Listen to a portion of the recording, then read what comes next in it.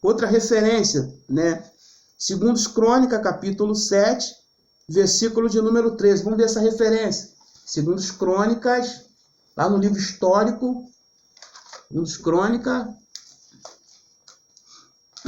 capítulo de número 7, versículo 13 e versículo 14, onde diz assim: se eu fechar os céus e não houver chuva, ou se eu ordenar aos gafanhotos que consuma a terra, ou se eu enviar peste entre o meu povo. Aí o versículo 14, se o meu povo, que se chama pelo meu nome, se humilhar e orar, e buscar a minha face, e se converter dos seus maus caminhos, então eu ouvirei do céu, perdoarei os seus pecados e sararei a sua terra. Então, algumas referências, duas referências que eu dei aqui.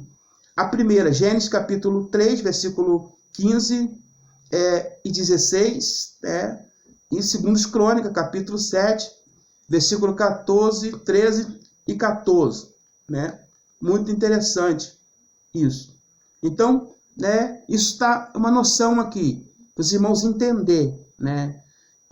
O que é a definição do texto e contexto. Então, o texto são palavras contidas nas passagens bíblicas e pode ser apenas um ou algum verso. Contexto, parte que vem antes e depois, referência àquilo que eu dou. Por exemplo, é muito interessante a gente pegar, quando for trazer uma mensagem, uma pregação, até uma mensagem voltada para uma parte doutrinária da igreja, a gente pegar várias referências que falam do mesmo assunto. A gente vê hoje pessoas que pregam, alguns pregadores, que ele começa a pregar sobre um tema, daqui a pouco ele fala sobre outro assunto, daqui a pouco você fica com a mente confundida. O que ele está falando? Ele fala de santidade, ele fala de arrebatamento, ele fala de oferta, ele fala de vários assuntos. Então, exemplo, quando nós vamos falar sobre ressurreição, nós temos o exemplo de Elias lá no Antigo Testamento, lá no capítulo 17, né, quando ele, através do Senhor, ele foi instrumento para ressuscitar aquele menino.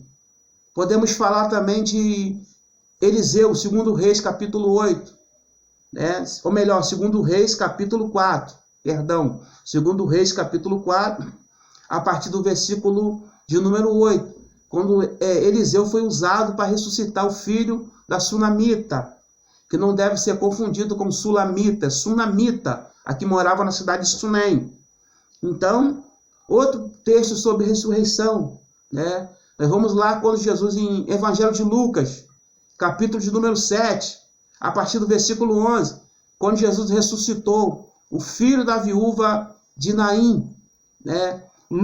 Evangelho de Lucas, capítulo 8, no contexto ali, no texto do contexto, que Jesus ressuscitou a filha de Jairo, que tinha 12 anos.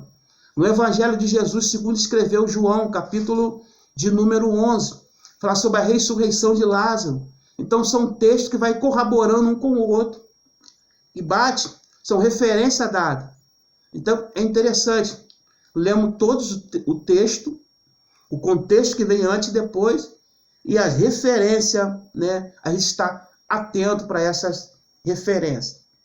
Vamos lá. As versões da Bíblia, né?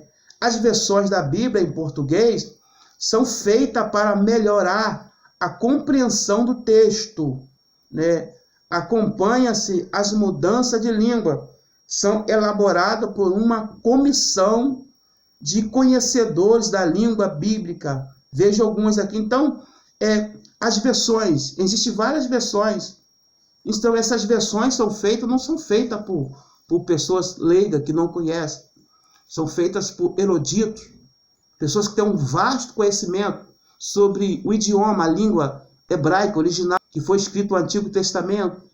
Pessoas que têm um vasto conhecimento sobre o grego, que é o Novo Testamento. Então, aqui, eu quero citar algumas versões que são mais usadas hoje, principalmente aqui para nós no Brasil.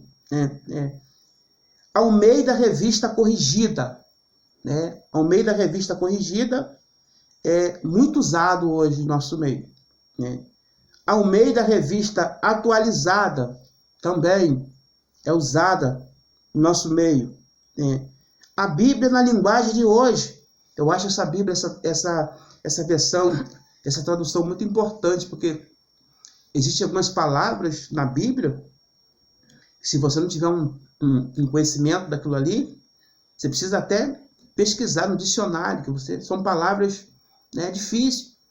Então, essa Bíblia, né, a BLH, né, a BLH, que é a Bíblia, a linguagem de hoje, é muito interessante. E existe também a NVI, que em português significa Nova Versão Internacional. Então, as mais usadas são essas.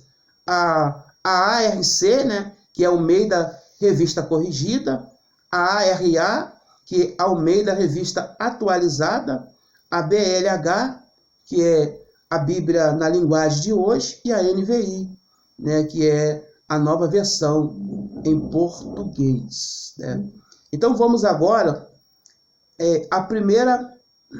Quem escreveu a Bíblia para o nosso idioma? Quem foi o homem usado por Deus para traduzir essa poderosa palavra, essa infalível, essa coisa extraordinária para o nosso idioma, para o nosso português, né? Vamos lá. A Bíblia em português, a primeira tradução da Bíblia para o português foi feita pelo pastor português João Ferreira de Almeida. Então, João Ferreira de Almeida, que foi um pastor português que se converteu, ele traduziu a Bíblia para o nosso idioma, para o português. Sendo que a Bíblia já tinha sido traduzido para o inglês, já tinha sido traduzido para o francês, para o alemão, e aí a Bíblia chega, né, para o nosso idioma, para os dias, né, para o nosso idioma, temos uma versão traduzida para o nosso idioma. Então foi a primeira Bíblia, né, a primeira tradução, melhor dizendo, a primeira tradução da Bíblia para o português foi feita por João Ferreira de Almeida, que viveu no ano de 1628 a 1691. Foi o ano que ele viveu, né? Ele nasce em 1628 e morre em 1691, João Ferreira de Almeida. Traduziu primeiro o Novo Testamento e depois o Antigo até Ezequiel. Quando morreu, seus amigos concluíram a obra, né, em 1753. Só em 1809 a Bíblia foi editada em português. Apenas o Novo Testamento em Londres. A Bíblia completa vem sendo publicada desde 1819. Então, João Ferreira de Almeida, ele traduziu a Bíblia. Primeiro ele traduz o Novo Testamento, que foi escrito no idioma, no grego original. O idioma original do Novo Testamento foi escrito no grego. Então, ele traduz todo o Novo Testamento, os 27 livros do Antigo Testamento, para o nosso idioma, para o português, e depois ele começa a traduzir, né, o Antigo Testamento, que do hebraico para o português. Ele consegue traduzir até o livro do profeta Ezequiel. Quando chega no livro do profeta Ezequiel, ele morre, e os seus seguidores, os seus amigos, deram continuidade e traduziram até o livro de Malaquias, e conclui a obra que foi iniciada pelo pastor João Ferreira de Almeida. Então aí, né, nós vemos aí que a tradução da Bíblia. Vamos agora ao cânon, o conjunto. O cânon, o que é cânon? Vamos ver isso aí. O cânon é um conjunto de livros inspirado que forma a Bíblia. O cânon do Antigo termina com Malaquias e do Novo Testamento com Apocalipse. Outros livros escritos pelo israelita e também pelos apóstolos, mas somente esses 66 livros são considerados inspirados por Deus e fazem parte do cânon. Existem outros livros depois dos apóstolos que continham história, interpretações de texto da Bíblia, feito por religiosos da época, mas isso não significa que fosse inspirado como os livros da Bíblia. Por isso Paulo disse, se até mesmo se um anjo do céu anunciar outro evangelho diferente do que está na Bíblia, seja ele anátema. Está registrado em Gálatas, capítulo 1, versículo de número 8 e 9. Então, cânon é um conjunto. O que é cânon? É um conjunto de livros inspirados que forma a Bíblia. Então, é chamado de cânon, conjunto de livros inspirado por Deus que forma a Bíblia. Então, o cânon do Antigo Testamento, que vai de Gênesis a Malaquias, que são 39 livros. Então, o cânon do Antigo Testamento começa com o livro de Gênesis, escrito pelo Moisés, e termina com o profeta Malaquias.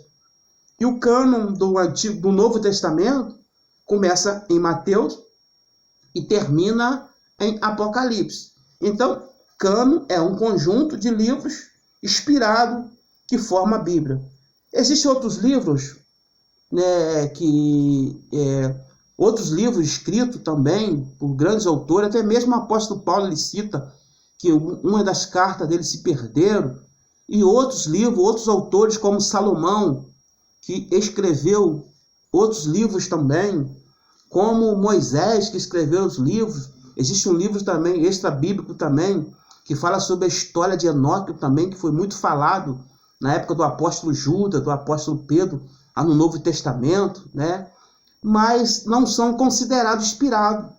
Não são, porque o Espírito Santo não inspirou esse livro. Então, os 66 livros que contém a nossa Bíblia são 100% inspirados por Deus, por Jesus e pelo Espírito Santo.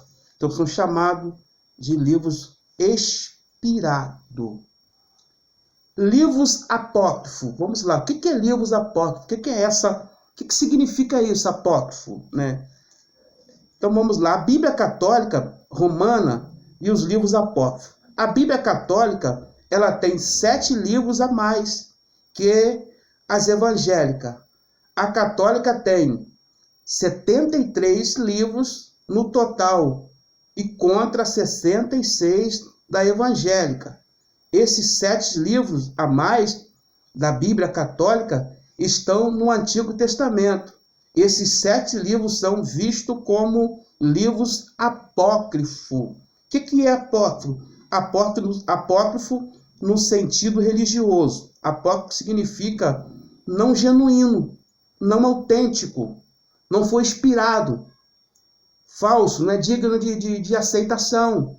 Porque a gente vai ver que esses livros foram escritos depois que o cânon já estava todo já completo. Os 66 livros já estava completo. Então, a Bíblia da Igreja Evangélica, ela tem 66 livros. A Bíblia da Igreja Católica, ela tem 7 livros a mais, ou seja, ela tem 73 livros contra 66 da Bíblia Evangélica. Então, aí, essa palavra significa não genuíno, né, que os católicos os chamam de livros deuterocanônicos, ou de uma segunda inspiração. Olha só o nome desses livros, desses 7 livros. Tobias, Judite, Sabedoria de Salomão, eclesiástico que não deve ser confundido com Eclesiastes, Baruque, 1ª e 2ª Macabeu.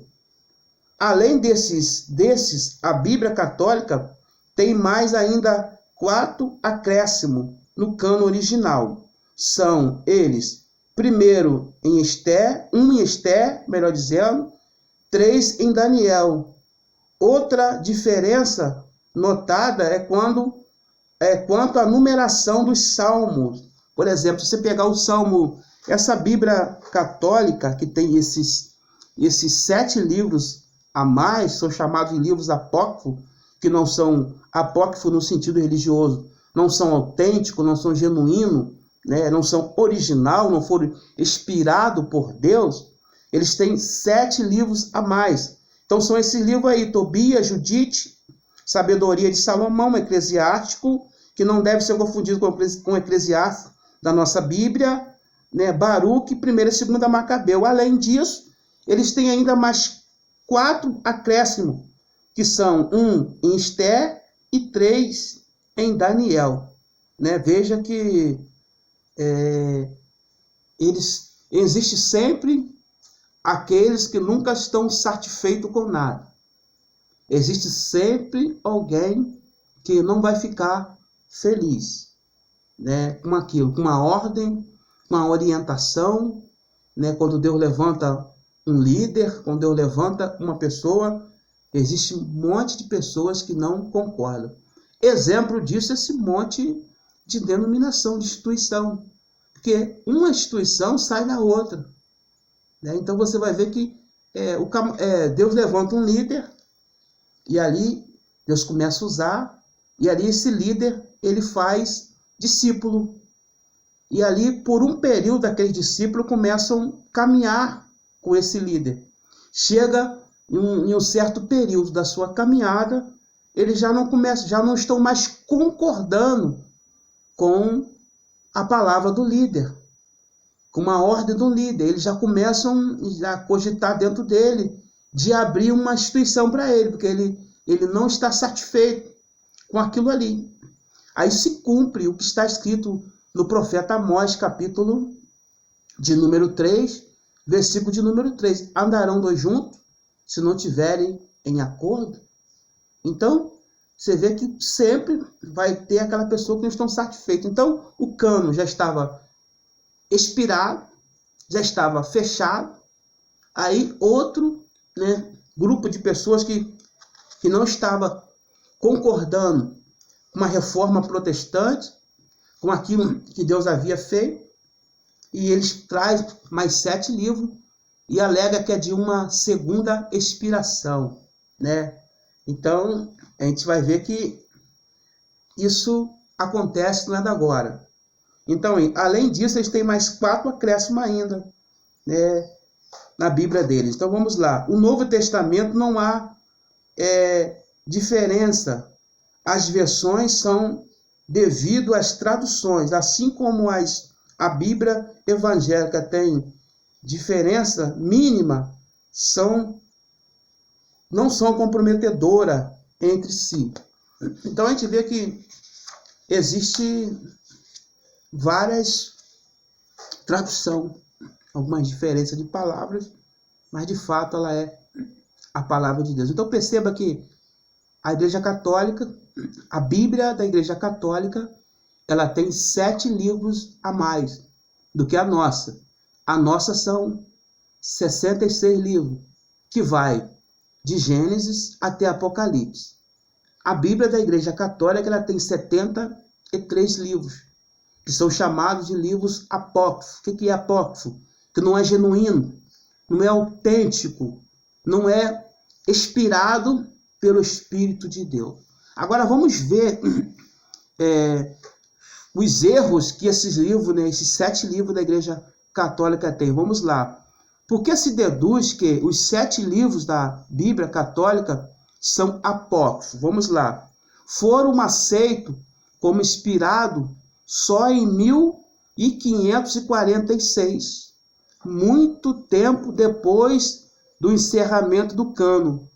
Então, por isso que é chamado de apócrifo, não autêntico. Por quê? Foram escritos no ano de 1546, muito tempo depois que o cânon do Antigo Testamento já estava fechado e já estava expirado. Não fazia parte do cânon original, nem do cânon hebraico, de onde surgiu o cânon do Antigo Testamento. Então, segundo aí, eles não faziam parte do cânon original, do hebraico, da onde surgiu, né, o Antigo Testamento.